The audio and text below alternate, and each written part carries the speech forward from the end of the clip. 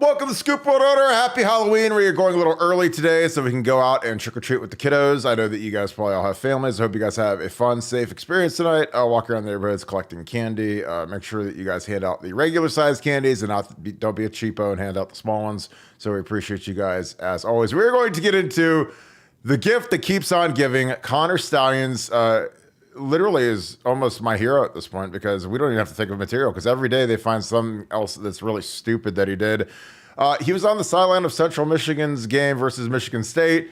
He looked like Bobby Valentine when he got thrown out of the game, and he had the little fake mustache on, and he's got little glasses on and hat. So we're gonna get into all that. We've got video footage of it. We have a great little image of it. So we're gonna get into all that. Ryan Day had his press conference today, per usual. Ryan Williams out for the season, getting ready for that Rutgers game.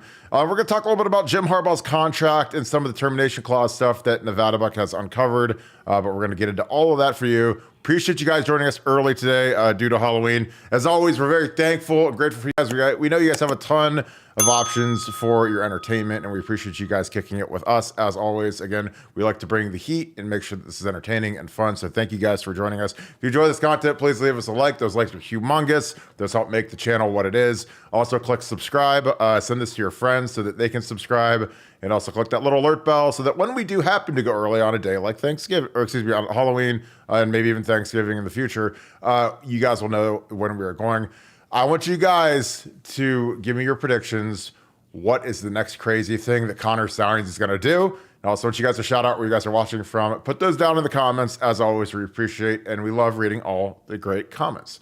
That being said, I'm going to bring in Connor Stallions himself, Nevada Buck. Nevada, wow, what a day. What an unbelievable run of material Connor Stallions has given us. It is like a joy every single day that I wake up when I know that he's going to do something stupid and we get to talk about it. But the latest and greatest is, I'm going to go right to the image.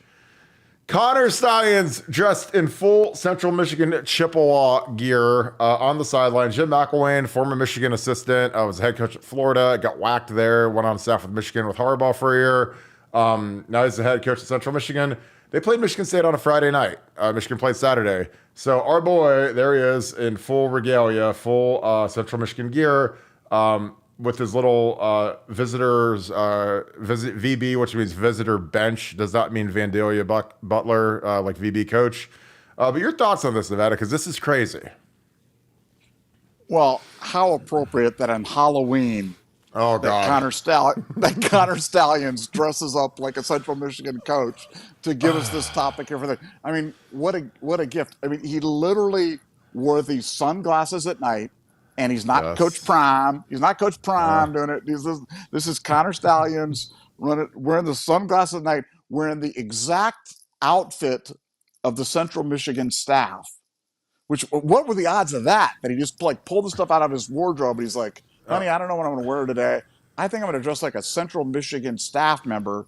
And drafty goes there. And then he gets a visitor's bench pass. Now, understand, visitor's bench passes are, I think they only allow you to have 50 of them or something. I mean, it's really limited. It's limited to, coach, staff. I mean, that's for access between the 20s. And then he's standing right there next to the run game coordinator, next to the offensive. I mean, like, he's right there next to the coach, holding his laminated Denny's menu that he's got there at the Central Michigan game. I mean, how perfect is it? We knew there were photos floating around of him at other games. I'm pretty sure there was stuff from Notre Dame. I'm pretty sure there's stuff from Notre Dame coming. But this was just, I mean, he wore the disguise to go there. And then whenever the camera kind of floated by him, he tried to scurry away from it so they didn't see him. I mean, this guy is such a buffoon. And look, this sets off just a number of issues. One, what's Central Michigan's involvement in this? Because they didn't put down his name as Connor Stallions. I guarantee if you go back to the list on that game for Michigan State, they didn't list Connor Stallions on the visitors bench list. So somebody listed him as somebody else and got him his badge and put him on there. Now, my question is, when you see somebody walking around the sideline dressed like a Central Michigan coach, and you're another Central Michigan coach, you're kind of going, hey, who's this guy dressed exactly like us that I've never seen before? What is he doing on our sideline? So Central Michigan obviously had culpability in this. What was he doing there? Clearly, he was checking Michigan State signs against what they had done the previous year to see how much had changed, how much was the same, and maybe to help out Central Michigan when he's there. Because you know what, that game was a close game to like couple minutes to go in the first half. It ended up being a blowout, but I think it was like 7-3 Central Michigan at one point. And I mean, come on, it's just unbelievable what was going on there. But him wearing the sunglasses at night, dressing up like the CMU coach, and being on the sideline. So now for the Michigan fans who are out there we found the secret. All you have to do is hire subcontractors, and it's not against NCAA rules. Oh my God. Well, we discovered it. Well, now that one's gone. Now you're going to have to dig a little deep. All those guys that spent all those hours scouring the NCAA book and came up with that manifesto, you're going to have to come up with a different one because that's him. Yeah, I mean, well, the first defense was it wasn't him. It wasn't Connor Stallions. Oh, God. It's just an American. It was another guy. And now they're saying, well, he just did it on his own. He bought a ticket and he snuck onto the sideline. Now, you tell me, how do you get onto the sideline with a visitor's bench pass and an outfit of the opposing coaching staff and standing right next to the staff without the other staff knowing about it? You've been on the sideline. No, here's the thing. It's impossible because not only is it, he's got team issued gear. A lot of times, as a lot of you guys know that love collecting and rocking the newest Nike Ohio State stuff, Ohio State coaches get a lot of gear that frankly isn't available to the public. There's always people say, oh, how do you get Ryan Day's jacket or this shirt or whatever? Where do you buy that? Where do you buy that team jumpsuit at? And it's like team issued only. So you can't buy it. So, I can't imagine that they make a Central Michigan. That's like a quarter zip, like heat jacket. Like that's what a lot of coaches wear in the summer. He just happens to have the exact same one as the head coach. So again, Central Michigan doesn't have some humongous inventory of gear. But the thing is Jim McElwain was on staff. I'm sure, again, when people act like Jim Harbaugh isn't culpable and the people at Michigan aren't culpable in this, he was there way before Connor Stallions, but Connor Stallions probably went to Jim Harbaugh or somebody and said, hey, Michigan State plays on Friday night and, these guys are going there. I could go there, check their signals.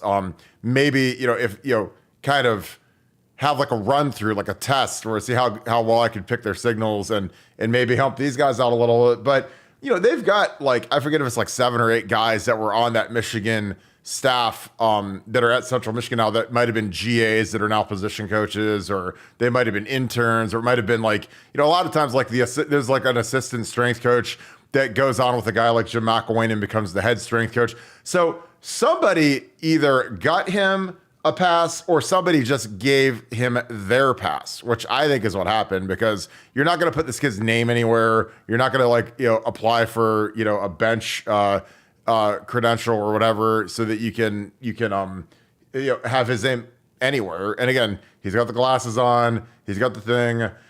I got to go into the telestrator because again, this is this is almost like it's a Saturday Night Live skit at this point. But here he is, our boy, and he's right here. So that's him. Where's Waldo? There's our boy. And he knows that this play's coming this way, so the big camera is going to be right here. So look at how he acts. He turns around. It looks like his contact lens fall. He turns around. He runs into a dude. He's got his head down. His back's to the camera. He's looking down at the ground when there's a guy running right over here. He's still looking down at the ground, hat down low. He knows what he's doing. He knows that he's right. He's surely right in the frame right here. So how can you conceal your identity? Well, I guess put your hat down, wear sunglasses at night like a douchebag. Again, this isn't some cosmic accident that he's covering his face and, he knows what he's doing. He's look at him. He's literally pulling his hat brim over his head. Who does that? I mean, unless you're somewhere that you're not trying to be seen. He literally is he's got his hat down low. It's like he's at Spearmint Rhino and no one's supposed to know that he's there. But I don't know. I mean, Nevada, I love this guy because honestly, every day when I'm like, what crazy thing is going to get uncovered today? And then this shows up and we got the film and he's like, oh God, please don't see me. Look at everyone else. Nobody else is looking down at the ground. Literally nobody. Everybody else is looking at, oh, there's a guy flying in over here. Eyeballs. He's the only guy. Oh no, don't see me. But it's just, I don't know. Like, I mean, it's to the point of absurdity. But again, the thing is when you have something like this pop up, other schools are going to start looking at the opposing sidelines. Because again, a lot of these places, they've got good surveillance cameras, so they can, pan around on the cameras and see, was Connor Stallions on some other Matt coaches? Again, this is going to be like 6 degrees of separation where they're going to go through every former Harbaugh branch of the tree or coached for a year, or there's a GA that used to be there that's a position coach somewhere, and this guy might hit him up. And, again, this is literally the day before Michigan played. So he literally went to this game. It's in East Lansing, which is, an hour and a half or whatever from Ann Arbor. And he went and watched this game on a Friday night. And again, this is just blatant cheating, blatantly illegal. He's literally on staff, paid by Michigan's football staff, and there he is on the sideline. So again, I don't know how you can deny this. I don't know how, whatever, but your thoughts about it. Because again, this is as wacky of an episode as I've seen, and it just keeps getting worse every single day. Well, look, with COVID, he could have just masked up, right? He could have just masked up and been one of the masking people and been like, but Connor Stallions knew there was a line, man. He had a line. There's a line in the sand. He's like, I'll do a lot of things, man, but I'm not wearing a mask. So I'm going to go out there. I'll wear the fake glasses. I'll wear the fake mustache. I'll pull the hat down over my head. I'll do whatever it is, but I will not wear the mask. God bless you, Connor Stallions. You're a great American.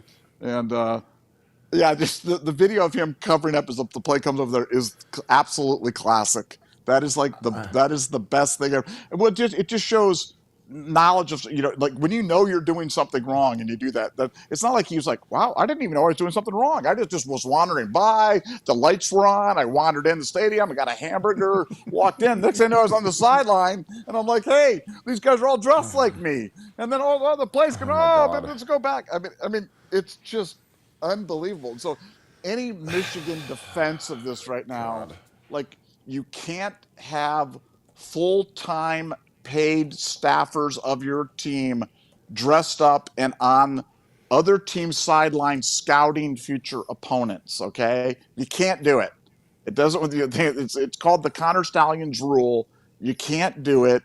And I mean, at this point, it's just absurd. And everybody's waiting for what's the other shoe to drop. What's going to happen? How's it going to happen?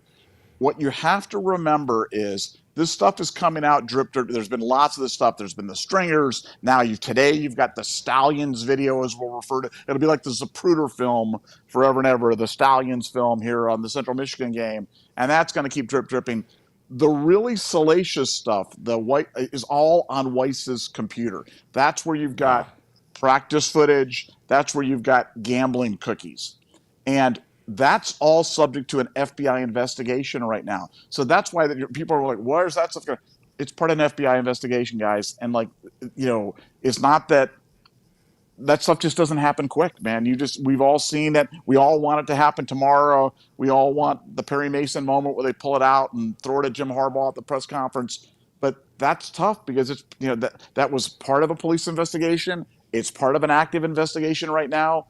And I mean, Weiss is going down for crimes. Like, we're not talking about NCAA penalties. We're talking about crimes. I mean, Jim Harbaugh's crimes are crimes against college football. The worst cheating scandal in the history of college football by far. Yeah.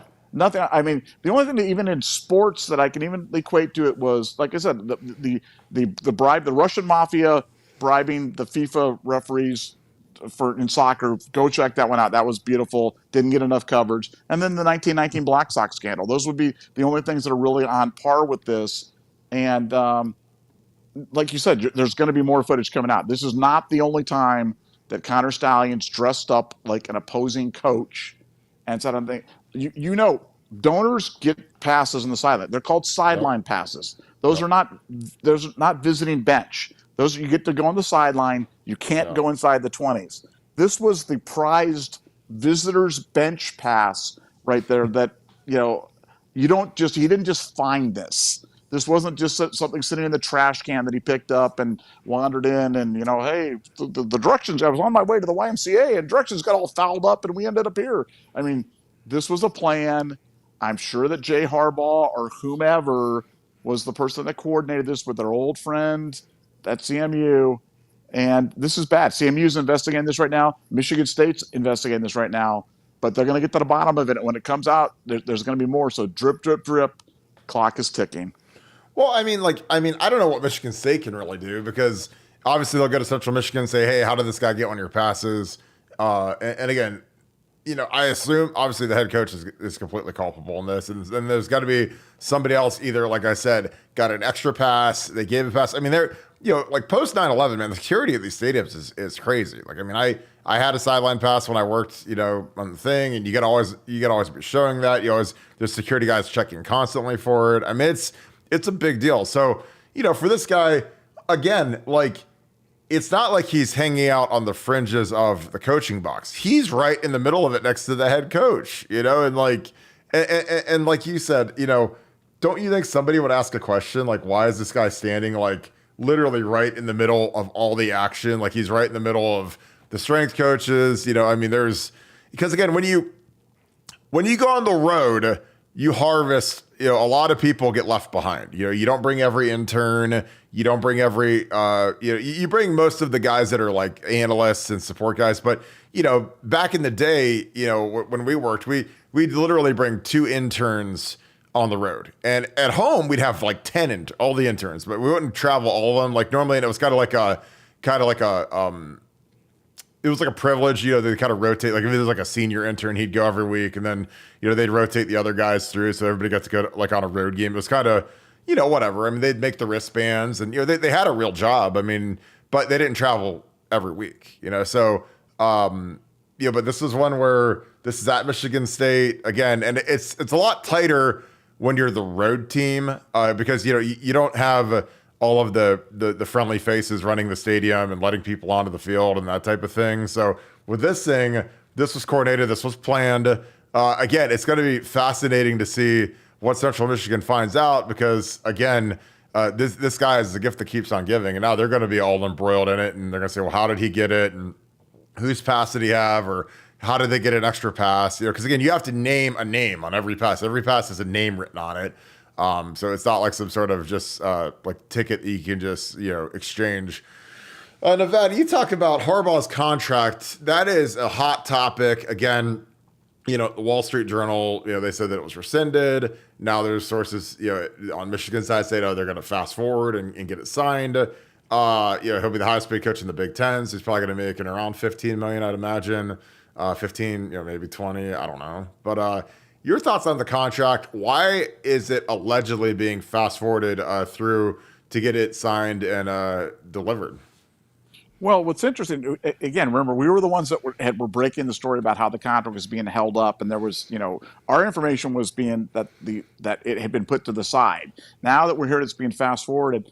The information that we're getting is that the reason for that from Michigan's side is that the language on termination is much tighter in this version than in the first one. The first version was a little murkier, a little less specific. That this one, that the conditions of termination are much better, spelled out, specific to concerning NCAA violations, and so that there's actually an advantage to Michigan on this in when the hammer drops, that they could sever themselves from this situation. From Harbaugh's standpoint, obviously it's a win-win because he'd be like, look, he's no worse off than he was before for not signing an extension, because when he gets hammered, he'd be out of work. Well, if for some reason he skates, then he's got a contract. So I think I see why both sides maybe wanted to move forward on it.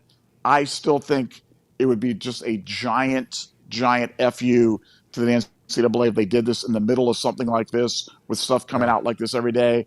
And I mean, talk about poking the bear. I mean, we've all know or are aware, we don't need to recite the number of times that the NCAA has made ridiculous decisions or, toothless decisions or just inane decisions. But man, do you want to keep thumbing your nose at them? And this would be a gigantic, we don't care what you think. We're going to just do whatever the heck we want to. And we're doing it.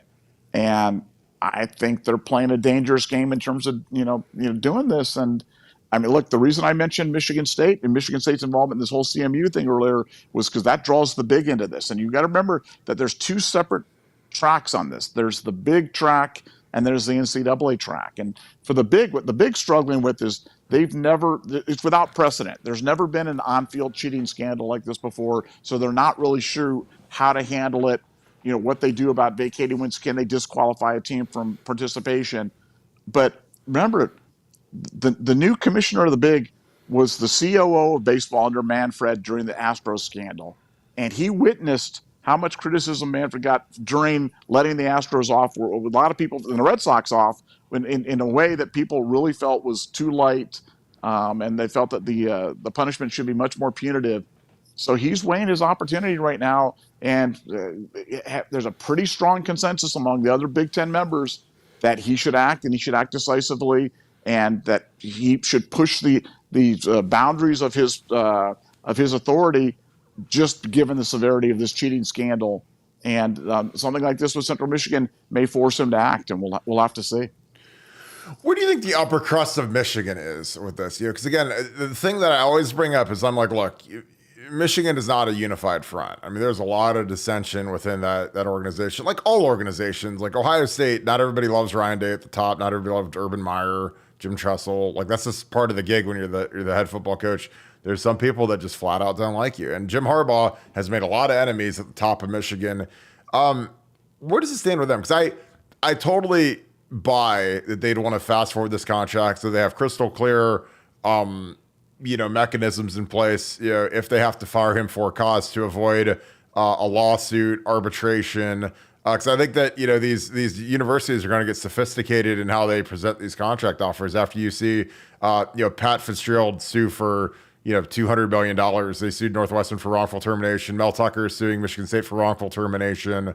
Urban Meyer and, the Jacksonville situation, he got fired for cause. I believe they're in arbitration still, very expensive case. Again, these things, when you're litigating these things, you're talking to millions of dollars of legal fees on both sides to try to hammer out a settlement. I think that Michigan, if they could put clear language in that says, hey, if you do something that is a clear NCAA violation, we can fire you for cause and there's no legal recourse for wrongful termination, then it would make sense. And, I frankly, I'm not sure why Jim Harbaugh would sign that unless he got like a bonus up front or something, and he just was maintaining his innocence the whole way.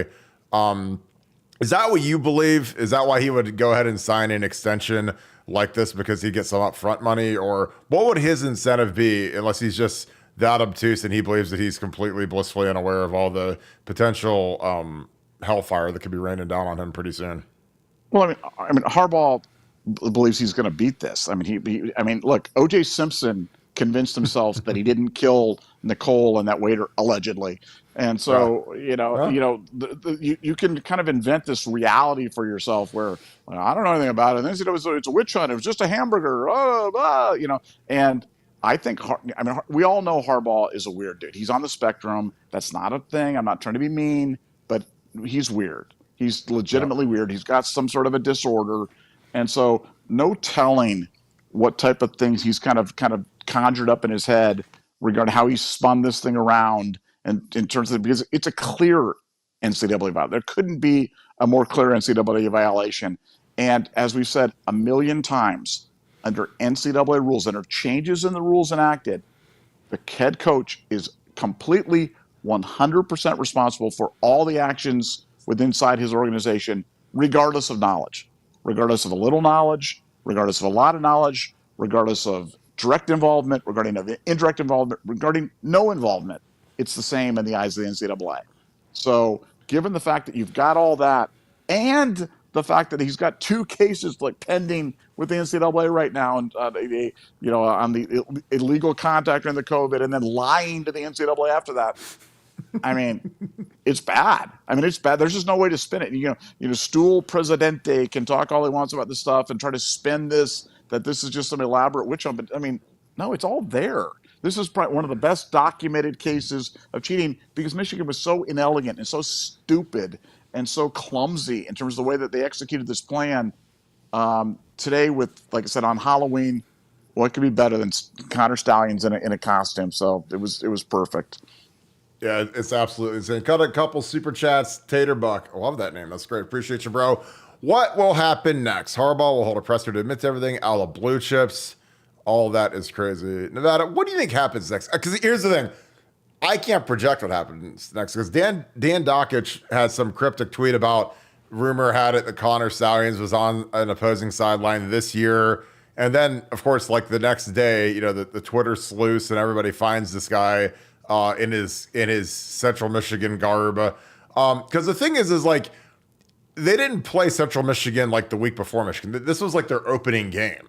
I believe, or it was early in the season. So it wasn't like it was the week before he's over there. It was like, just real early in the season.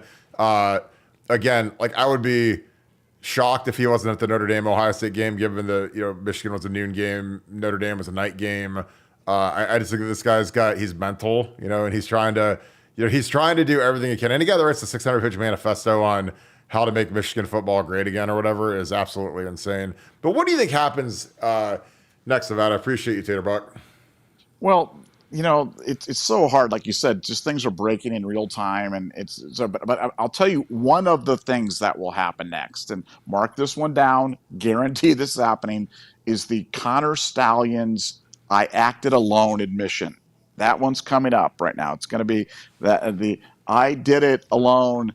And I did it out of my love for Michigan football. My parents are alumni. I served the country at the Naval Academy honorably, and I just wanted to make a difference. And I did this stuff without anyone's knowledge. Nobody knew what I was doing, and I'm so ashamed that I did this. And God bless America. And he'll wrap himself in the flag, and now some little kid, he might be holding holding a baby or a puppy or something like that, or maybe a baby holding a puppy. And he'll be doing it, and it's going to be the "I did it all alone" thing. That's coming. Okay, so just buckle up for that one. And when it does, then all the Michigan people will come and scream and say, "See, I told you, he was a rogue operative. He did it all alone. Jim Harbaugh didn't know anything. Jay Harbaugh just bought 500 T-shirts from him." So that's coming. As we said earlier in the show, it doesn't matter. It doesn't matter. No. Do I believe that Harbaugh knew? Of course he knew. Do I believe the Central Michigan staff knew that this guy was on the sideline doing it?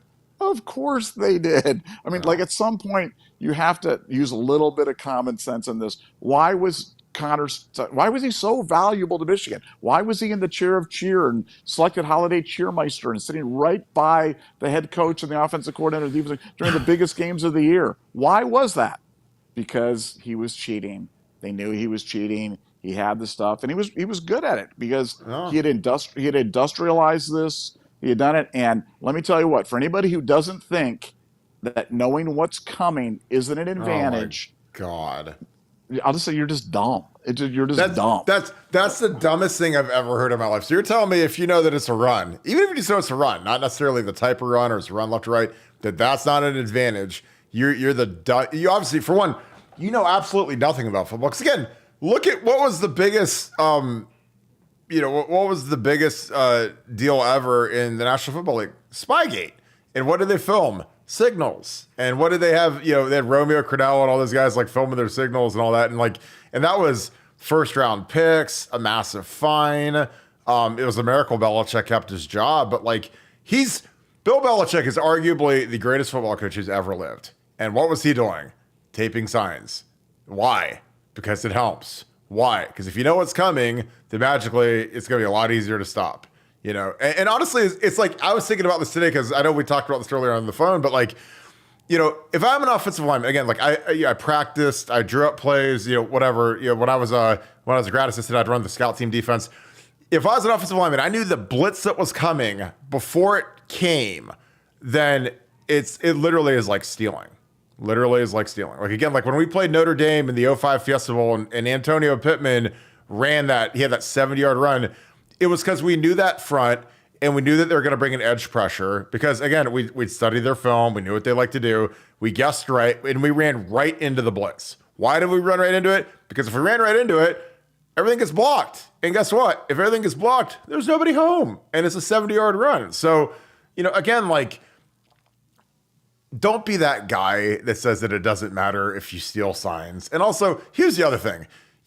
People say, yeah, you can change the signs every quarter and every half. And dude, you're dealing with players that have 9s on their ACTs, and some of them are illiterate. So you can't be switching these signs up like every 5 minutes and hoping that they just magically can remember all of them, because again, it's not as easy as it looks. Now, can you switch them weekly? Maybe, but do you want to risk a guy getting the wrong signal or being confused because frankly, he's in the middle of the game, he might be a little concussed.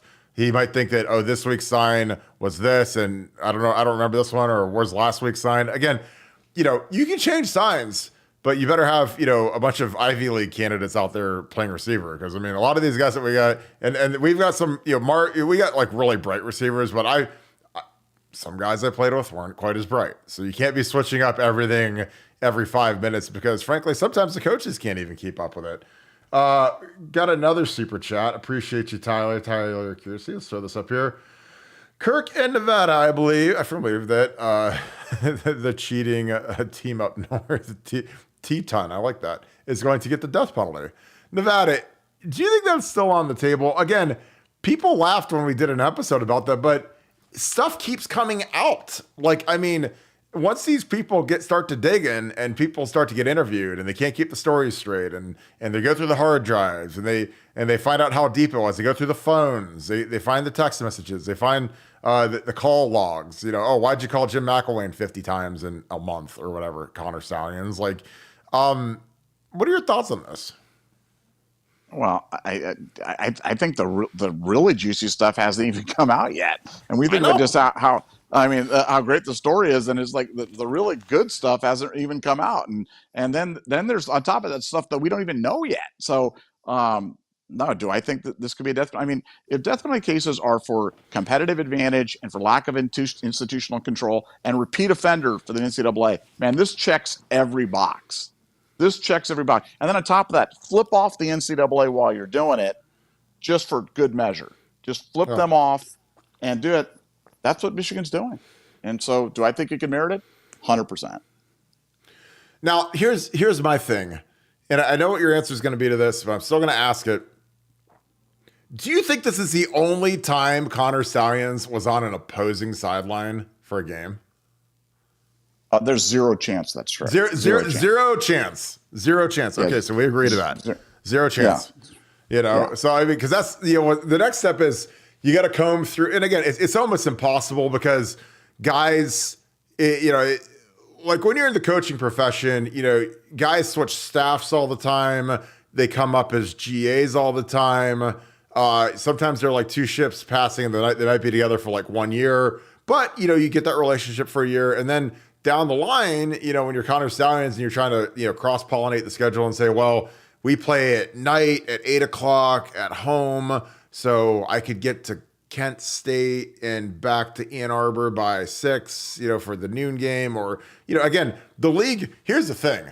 The league that's great for a lot of this stuff, and now it's later in the season, so the MAC schools aren't playing Big Ten schools, but the MAC is always like they got to play on like Thursday night and a Friday, or they are noon game.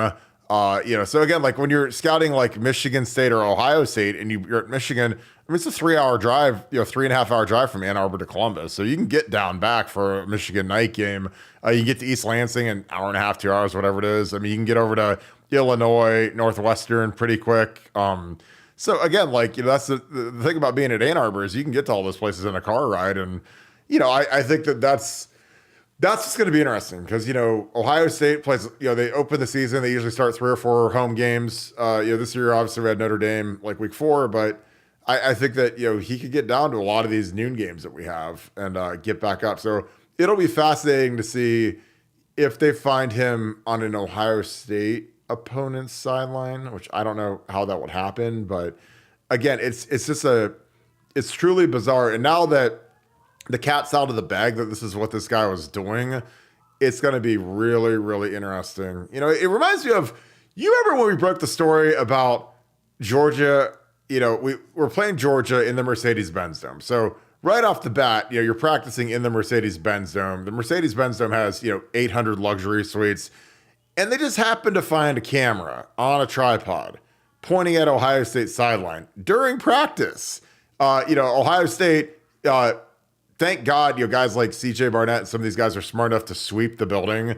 They went through all the things and they found it. That's why they found it, because they were doing a security sweep of the building, because again, you're in enemy territory. When you're playing an SEC team like Georgia in the Mercedes-Benz Dome in Atlanta, which is where they host the SEC championship game, and is like that's kind of like I know the SEC headquarters is in Birmingham, but Atlanta is kind of like the mecca of the SEC. I mean, it just nothing really surprises me. And again, what would be more at stake than if you're Connor Stallions and you're Michigan and you're playing TCU, you beat them, and then you play the Buckeyes in the championship, or you play Georgia in the championship? Like, do you remember that? And do you think that there was some tomfoolery going on then? Well, first, I'm going to go back to an earlier point. Sure. What other game was Connor Stallions at? I'm telling you, Notre Dame, Ohio State. Oh God, yeah. Oh yeah. I guarantee you. Let's go through the footage, man. Notre Dame, Ohio State. He was at that game. 100%. He was at that game. As for the camera thing, yeah, we broke that story, and a lot of people were like, "Oh no, that didn't happen." Then it came out, "Oh yeah, it actually did happen," but the camera was off, and this, and hey, look, I always thought. I've said for years, the SEC cheats. They're just better at it than we are. Yes. Like when the SEC cheats, they are. They're just good. It's just, they're good at it.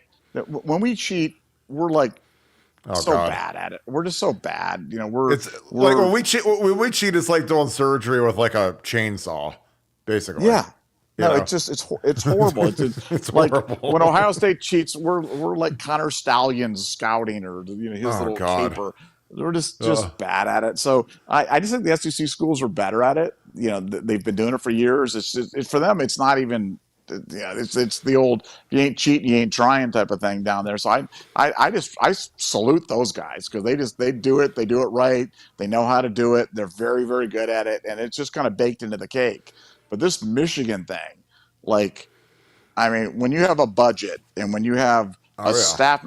I mean, we talked about this last night, but he's getting paid $55,000 a year, which I'm just telling you, in football, I know we read all these things about the $10 million coach, the $15 million coach, the $500,000 coach.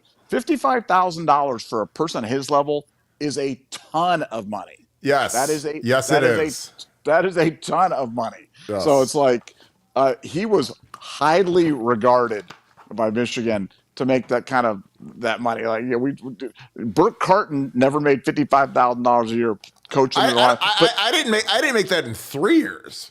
Like literally, like back in the good old days of Trestle Ball, and we're not paying anybody. Like a quality control coach at Ohio State under Jim Tressel made $24,000. A GA made $17,000. So I mean, 55 grand is like you're like a millionaire when you're a young coach breaking into the profession.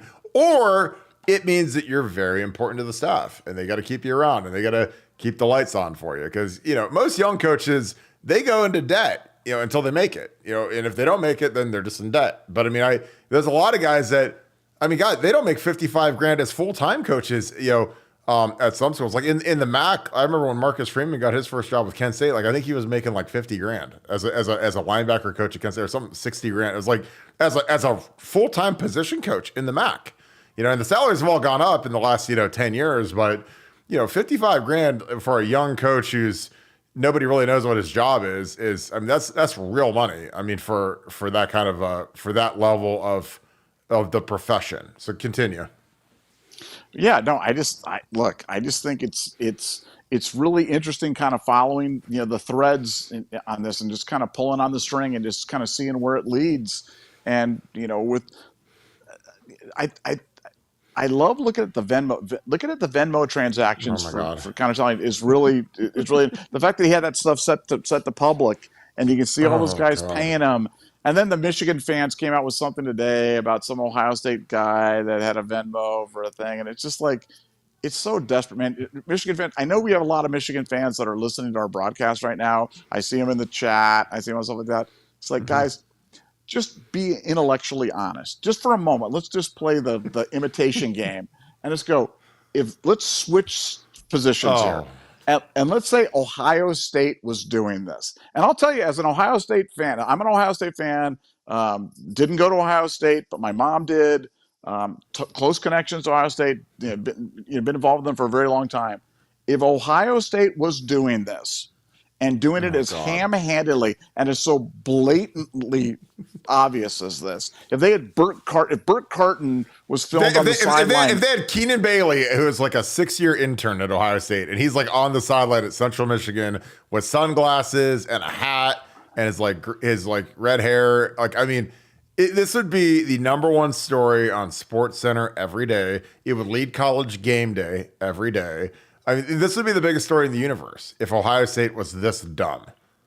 well, and I'd be the first one. I'd be the first one. I'm not going to be a hypocrite like Dave Portnoy and go, "Oh, I would call for," and then not call for. I'd be the first one. I'd be like, you know something? If you're this dumb, Yeah. and like I can hate the rule, I can think it's silly, I could try to rationalize in my own head. It didn't make any difference. We were just better than they were, but you got to accept your punishment. So Michigan fans, just man up and accept it. Just be like, you know something? If this was on the other foot, I would be calling for blood. So I'm just going to man up, and because there's no defense at this point. There's no defense. I mean, what other evidence do you need other than this is all deep fakes? That wasn't really Connor Stallions. He wasn't really pulling. Can you run that tape back again, just one more time, just for me, just as a gift to me? I absolutely love to. Well, real quick, I got to show this because I've had this queued up for a hot minute. But I got to show this. I love this Lathan Ransom play. So we talk about loser plays, and this is a loser play by Wisconsin's offense. So you got your down safety here, Lathan, and he times this just beautifully. And they're doing the cross thing that everyone likes to do now. But he reads this, and again, this is why you like to do RPOs, because as soon as he triggers, you need to be going right here. But it's a give. So I mean, this is a loser. Like, I mean, the definition of a loser play. Like the O-line could do. There's nothing they can do. Can't block that guy. But I love. I mean, I think Lathan. I hope that he's healing up okay. But God, he's playing at a high level. Our safeties are doing such yeoman's work. I got to get the Connor thing pulled up for you. But yeah, Nevada, while I'm pulling this up, talk a little bit about the back end of our defense, man, because, man, these guys have been playing good. I mean, playing so good. And, as we talked about with Lathan, maybe sideline this week, it probably means more Sonny Styles. And that's not a bad thing. I mean, the fact that we've got, Jermaine Matthews, quality time this year, we've got Denzel, we've got Jordan Hancock, who's playing out of his mind. I mean, Jordan Hancock was a non-factor last year, and he's gone from non-factor to stud. But yeah, no, it's fun. But I want to see the Connor Stallions thing again. I just enjoy this so much. This is great. Look at him. I mean, he's like looking at the ground.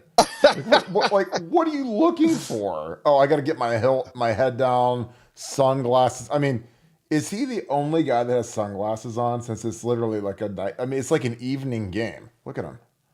Oh, let me look at the ground. Oh, let me keep looking down. Let me look at the ground again. Oh God, here they come.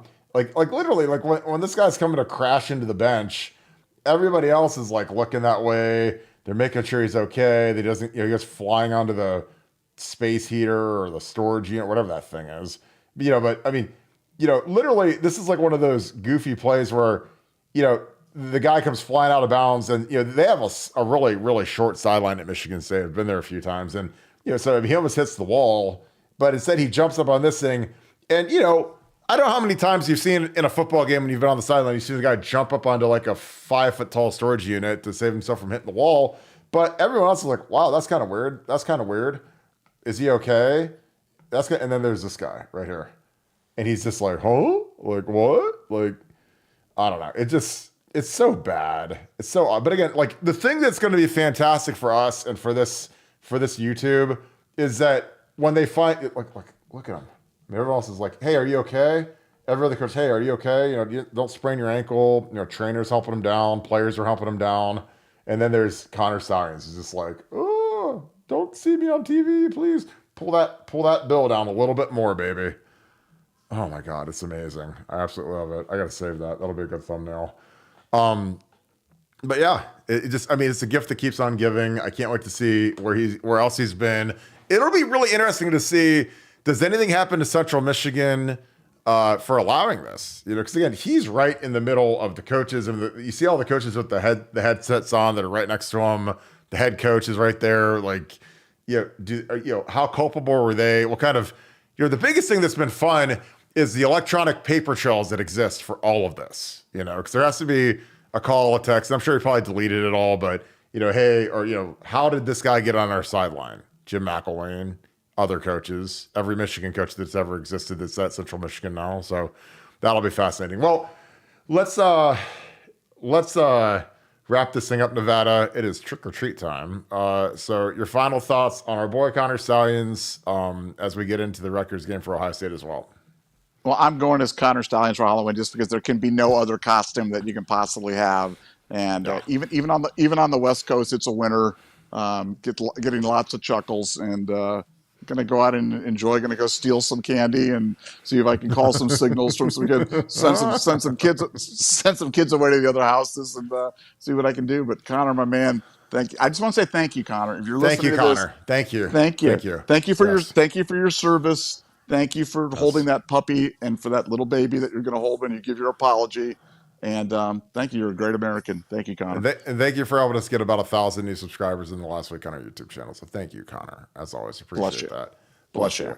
God bless you. All right. Well, that being said, as always, have fun trick-or-treating tonight. Thank you guys. As always, if you enjoy this content, leave us a like. Click subscribe. Also, click that little alert bell. You'll get an alert every time we go live. We appreciate you guys kicking it with us, as always. Shout out where you guys are watching from. Put that down in the comments. Additionally, what's the next wacky thing the Connor Stallions is going to do? I want to see that in the comments. Give me your funniest things. We have a super chat. The investigation will prove multiple. I totally agree. I think that's very astute. Appreciate you, Twan. I like that Twan X. That's dope. So appreciate you, brother. I think a lot of schools are cooperating. I think a lot of people are trying to bring down Ohio State. So I think that they're all going to get punished. So as always, we appreciate you guys. I'm about to jump on buckeyescoop.com right after Trick or Treat. So I hope you guys have a good time with your families tonight. If you guys are going out with the kiddos, have fun. Get some candy, hand out the full-size candy bars. Don't be that guy that's handing out the crappy candy. So appreciate you guys as always. Thank you so much, Buckeye Nation. Thank you, Scoop family. Happy Halloween. It's time to beat those Scarlet Knights. Go Bucks.